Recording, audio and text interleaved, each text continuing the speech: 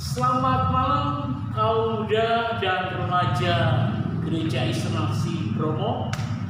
Kita senang bertemu kembali dalam acara ibadah. Memang saat ini kita tidak bersama-sama berkumpul di tempat ini, tetapi kami yakin remaja dan pemuda saat ini sedang ada di rumah, karena kita tahu pemerintah mengendaki kita tidak boleh kumpul banyak. Baik, satu pujian sebelum kita akan bersama-sama merenungkan firman Tuhan. Saat terindah kita berhadapan dengannya.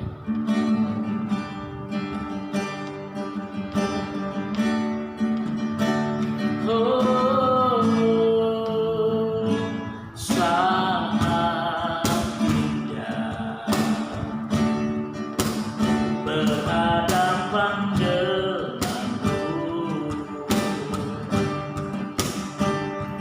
memandang wajahmu, Yesus kekasih jiwaku. Oh, bawa dalam pelukanku,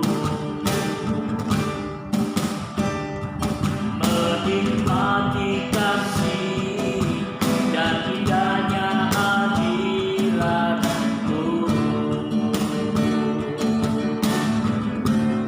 Hadiratmu Tuhan,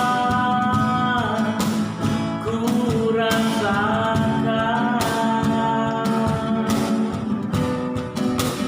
kekudusanmu Bapa, penuh diriku. Ku rindu selalu diam dalam bait-Mu,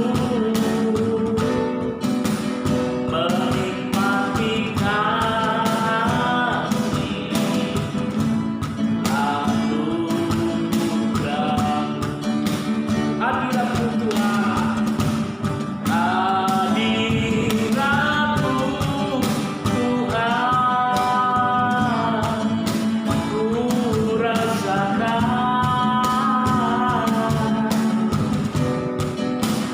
kekudusan-Mu Bapa, penuh diriku. Ku rindu selalu diam dalam bait-Mu, menikmati kasih anugerah-Mu. Menikmati kasih, menikmati kasih anugerah-Mu. Mari kita masuk di dalam doa. Bapa, malam hari ini kami datang kepadamu. Kami bersyukur untuk penyertaan-Mu sepanjang hari ini. Kami bersyukur Tuhan untuk penyertaan-Mu yang boleh kami rasakan. Kami tahu Tuhan saat-saat ini saat yang tidak menyenangkan, tetapi kami rindu tetap belajar akan firman-Mu. Bahkan saat ini kami boleh belajar bersama di rumah-rumah. Ini menandakan Tuhan bahwa kami tidak bersama-sama sehati di gedung ini, tetapi kami boleh menikmati hadirat-Mu.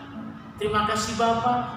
Kalau sebentar kami mendengarkan firman-Mu, biarlah Tuhan berbicara dan boleh menjadikan berkat buat kami, pemuda dan remaja, khususnya di Bromo di tempat ini. Terima kasih Bapa, dari awal hingga akhirnya pemberitaan firman ini hanya di dalam nama Tuhan Yesus Kristus. Amin.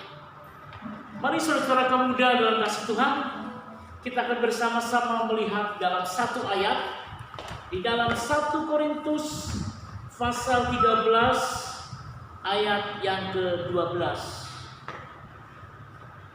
1 Sekali lagi kita akan membuka dan membaca satu ayat di dalam 1 Korintus pasal 13 ayat yang ke-12.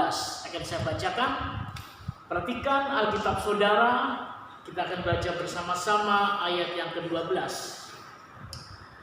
Karena sekarang kita melihat dalam cermin suatu gambaran yang samar-samar, tetapi nanti kita akan melihat muka dengan muka.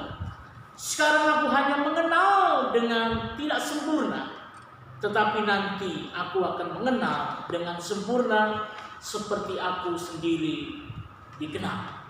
Nah, pemuda dan remaja bagi Tuhan, tulisan Rasul Paulus ini di kota Korintus dalam suratnya yang pertama ini mengingatkan kita bahwa Allah yang tidak dapat dimengerti, tetapi Allah mau kehadirannya dapat dipahami.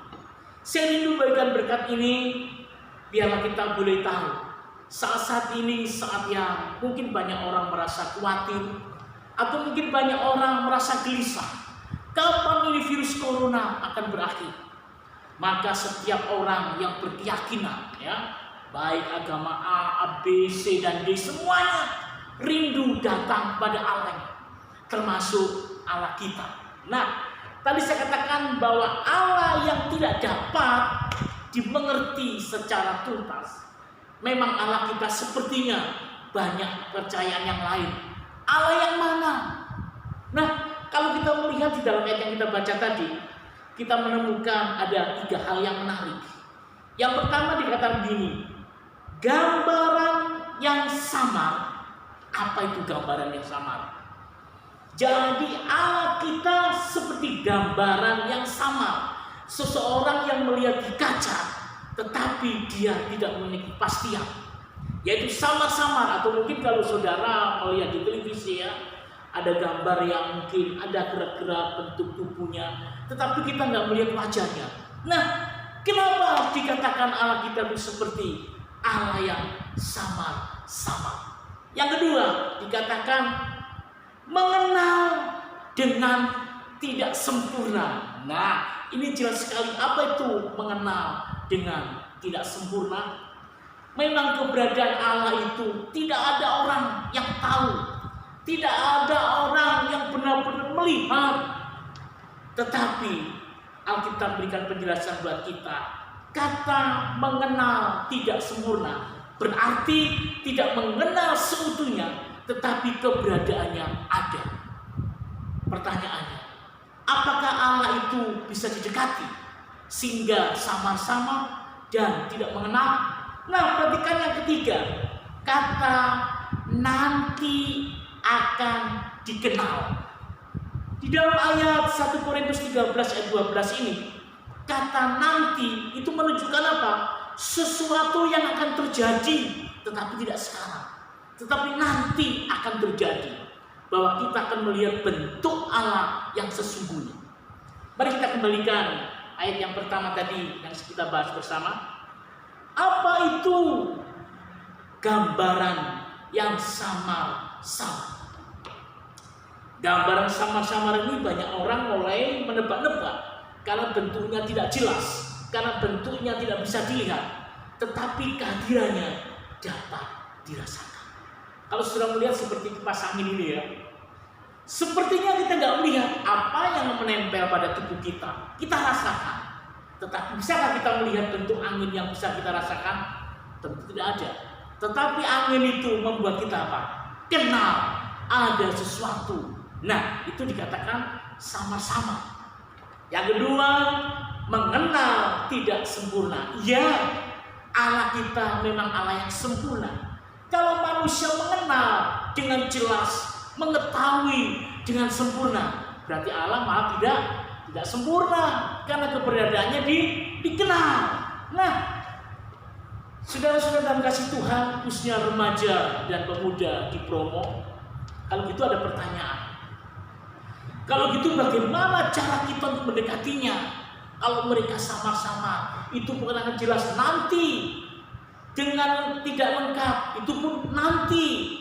Saudara, rupanya di dalam Alkitab juga memberikan penjelasan. Rupanya Allah itu bukan sekedar sama-sama, tetapi sebenarnya Allah itu bisa diapakan? Bisa dirasakan kehadirannya, dan Allah itu bisa dipahami. Kalau saudara membuka di dalam kitab Yesaya pasal 6 ayat pertama, rupanya Yesaya juga pernah melihat. Nah, ini Alkitab yang menulis. Kalau saudara baca dalam Yesaya pasal yang ke-6 ayat 1, kehadiran Allah yang menjulang itu bisa dilihat dengan mata. Berarti kehadiran Allah yang pernah benar-benar itu sama, pernah itu tidak kelihatan. Sebenarnya Yesaya juga mengalami suatu penglihatan. Dia melihat Allah. Nah, itu di dalam Yesaya pasal 6 ayat 1. Bukan cuma di dalam perjanjian lama saja, di perjanjian baru juga pernah. Allah itu bisa dipahami oleh siapa? Murid yang dikasih, yaitu Yohanes. Di Pulau Patmos juga demikian. Kalau di dalam Wahyu pasal pertama ayat 17 dikatakan juga sama. Kehadiran Allah yang tadi dalam 1 Korintus 13 itu sama-sama tidak dikenal, tetapi ternyata Yohanes juga di dalam perjanjian baru pernah melihat kehadiran Allah. Nah, ini membuktikan kata sama-sama yang tidak dikenal, ada kata nanti 2 kali. Itu membuktikan apa? Membuktikan kehadirannya itu dapat dipahami.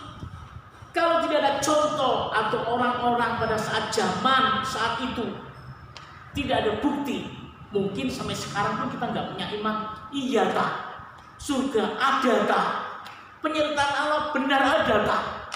Tetapi rupanya di dalam Wahyu yang kita baca di dalam Wahyu 1 ayat 17 dan Yesaya 6 ayat 1 itu membuktikan bahwa Allah itu bisa dilihat dan pernah dilihat. Dan Allah itu juga apa? Bisa dibuktikan bahwa dia benar-benar ada. Saudara-saudara dalam kasih Tuhan, remaja dan pemuda bagi Kristus, khususnya di Bromo, mungkin saudara berpikir, kalau begitu bagaimana dengan sekarang? Dengan keadaan yang kita alami saat ini, apakah Allah itu benar ada? Gak salah memang dengan virus corona yang ada pada saat ini. Orang sedang ingin membuktikan dirinya, ingin mendekat kepada Allahnya. Supaya apa? Supaya tidak mengalami yang disebut virus tadi. Saudara-saudara dalam kasih Tuhan, kalau kita melihat di dalam Mazmur 139 ayat 4, ini berbicara apa? Dikatakan begini, sebab sebelum lidahku mengeluarkan perkataanku, sesungguhnya semuanya telah Kau ketahui ya Tuhan. Apa ini artinya? Jangankan melihat, bagaimana dengan orang buta yang gak punya mata untuk melihat? Hanya dengan sesuatu yang akan kita ucapkan aja, Allah itu mengenal kita. Allah tahu maksud rencananya. Saudara dalam kasih Tuhan, pertanyaannya adalah, apakah Allah yang tidak nampak, Allah yang sama-sama itu memperhatikan kita? Jawabannya jelas sekali. Jelas sekali. Kehadiran Allah memang dapat kita rasakan. Kehadiran Allah dapat kita nikmati. Kalau saudara melihat ada relasi Allah dengan kita, ya, di dalam Mazmur 139 ayat 8 sampai 10. Sekali lagi, Mazmur 139 ayat 8 sampai 10 dikatakan begini. Jika aku mendaki ke langit, Engkau ada di sana. Wah, ini penyertaan yang luar biasa. Berikutnya dikatakan, jika aku menaruh tempat tidurku di dunia orang mati, Engkau juga ada di sana. Berikutnya dikatakan lagi, jika aku terbang dengan sayap fajar, dan membuat apa? Kediaman di ujung laut, juga di sana tanganmu akan menuntun aku. Nah, ini berbicara apa? Pemeliharaan Allah itu yang luar biasa. Jadi kalau saudara takut, boleh takut. Khawatir, boleh khawatir. Kecewa, mungkin pun juga boleh. Tetapi kalau kita memiliki iman bahwa Allah kita sanggup memberikan jalan keluar semuanya, maka semua pun akan menjadikan kebaikan buat kita bersama. Biarlah renungan singkat pada malam hari ini. Biarlah remaja pemuda bagi Kristus tetaplah bersandar kepada Allah. Karena Allah sang pemelihara itu, Allah yang memberikan kekuatan untuk kita lebih maju, lebih semangat. Jadilah berkat buat orang lain. Tuhan memberkati. Mari kita masuk dalam doa. Bapa di surga, biarlah firman-Mu pada malam hari ini menjadikan kekuatan kami untuk lebih semangat, lebih maju. Karena kami tahu Tuhan, saat-saat ini saat yang tidak baik. Tapi kami rindu belajar ingin memberikan yang terbaik. Karena kami tahu pemeliharaan-Mu, penyertaan-Mu yang boleh kami rasakan. Terima kasih Bapak. Berkati pemuda remaja Bromo. Dan berkati kami semua. Di dalam nama Tuhan Yesus Kristus, kami sudah berdoa dan mengucap syukur. Amin. Tuhan Yesus memberkati.